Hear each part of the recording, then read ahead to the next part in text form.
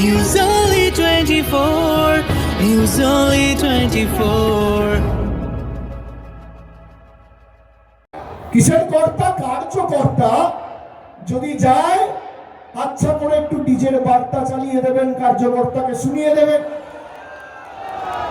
কিন্তু শান্তিপূর্ণ ভাবে একটু রবীন্দ্রসঙ্গীত চালাবে, একটু রবীন্দ্রসঙ্গীত চালাবে। যে বুথে দরকার হবে, যদি দেখেন কেউ আইন বহির্ভূত কাজ করছে, ছোট বড় বিজেপি নেতার বাড়ি ঘেরাও করবে, আমাকে ডাকবেন, আমি যাব, আমি আসবো আপনার পাশে দাঁড়াবো। বাংলার মানুষকে ভোটাধিকার কেড়ে নেওয়ার ষড়যন্ত্র বাংলার মানুষের। আগে জলের টাকা বন্ধ করতো, বাড়ির টাকা বন্ধ করতো, এখন ভোট দিতেও দেবে না।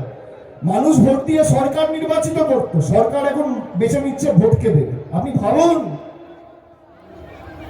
আমাদের বিভিন্ন জায়গায় যেভাবে বিজেপি শাসিত রাজ্যগুলোতে একের পর এক বাংলার, আজকেও আমি খবর পেলাম, জানেন কাঁথির একটা ছেলেকে 10-12 জন পরিবার, তার মধ্যে কাঁথির একজন রয়েছে, দক্ষিণ 24 পরগনার একজন রয়েছে, তাদেরকে বাংলাদেশি বলে বাংলাদেশে পাঠিয়ে দিয়েছে।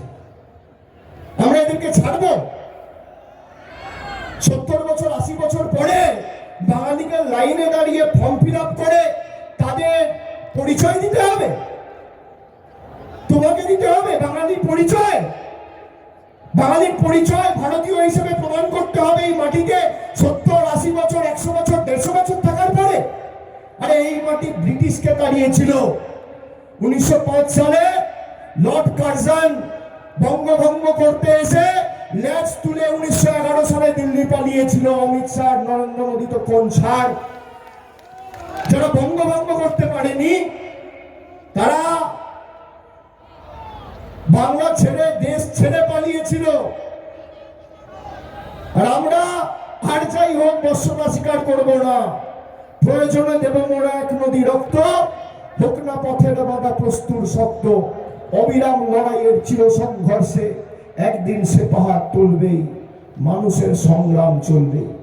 আমি আপনাদের সামনে দাঁড়িয়ে আজকে বাংলার মানুষকে আশ্বস্ত করে বলছি, কেউ চিন্তা করবেন না, আমরা আছি। কারণ ভোটাধিকার তালিকা থেকে, কারণ নাম ভোটের তালিকা থেকে বাদ যাবে না।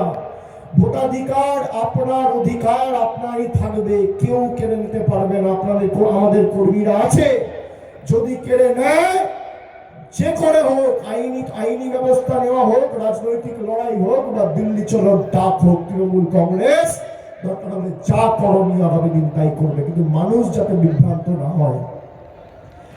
ইতিমধ্যে 82 জন 83 জন এসআইআর কে কেন্দ্র করে আত্মঘাতী হয়েছে, প্রাণ দিয়েছে। বিএলওরা জায়গায় জায়গায় বয়কট করছে। অমানবিক কাজের চাপ হঠাৎ করে বলে দিচ্ছে লজিক্যাল ডিসক্রিপেন্সির নামে আজকে এই বুথে 300 নাম গিয়ে যাচাই করে এসো। এই মানুষ তো নাকি না মেশিন? একটা মানুষকে হঠাৎ করে কোনো প্রশিক্ষণ ছাড়া, কোনো ট্রেনিং ছাড়া, কোনো সুযোগ সুবিধা ছাড়া বলে দিচ্ছ 300 নাম যাচাই করে এসো। দিল্লির বাবাদের চাকর আমাদের কি পেয়েছে? তারা বিভিন্ন জায়গায় বয়কট করছে। তারা তো মানুষ। যেটা 2 বছরে করা উচিত গায়ের জোরে 2 মাসে করতে চায়। বাংলার জন্য নিয়ম আলাদা, গুজরাটের জন্য নিয়ম আলাদা। আমাদের বাংলাদেশি বলতো, আর 4 কোটি ভারতীয় নাম বাদ গেছে উত্তরপ্রদেশ থেকে, তাহলে রোহিঙ্গা আর বাংলাদেশি কোথায় থাকে? প্রায় 1 কোটি নাম বাদ গেছে, 80 লাখ নাম বাদ গেছে গুজরাটে, তাহলে রোহিঙ্গা আর বাংলাদেশি কোথায় থাকে? এই রোহিঙ্গা বাংলাদেশিকে কে ঢুকিয়েছে গুজরাটে, উত্তরপ্রদেশে? নরেন্দ্র মোদীর সরকার, বিজেপির সরকার। বিজেপি নেতাদের ক্ষমতা হবে প্রশ্নের উত্তর দেওয়া? ক্ষমতা হবে? আমরা তো লিস্ট জনসমক্ষে আনতে বলেছি, সে লিস্ট কোথায়? তার জবাব কে দেবে? আর যারা বুথে লড়াই করেন, আপনাদের লড়াই, আপনাদের সংগ্রাম, আপনাদের হার না মানার মানসিকতার কারণেই কিন্তু আজকে মামাটি মানুষের সরকার তৃতীয়বার প্রতিষ্ঠা হয়েছে। আমি আপনাদের বলবো, মানুষকে বোঝানোর দায়িত্ব তৃণমূলের নেতাদের নয়, তৃণমূলের কর্মীদের। কর্মীরা দলের সম্পদ। মমতা বন্দ্যোপাধ্যায় থাকতেই যে এনআরসি করবো বলেছিল, পেরেছে? ভারতবর্ষের স্বরাষ্ট্রমন্ত্রীর নাম যদি অমিত শাহ হয়, বাংলার স্বরাষ্ট্রমন্ত্রীর নাম মমতা বন্দ্যোপাধ্যায়। করতে পারবেন না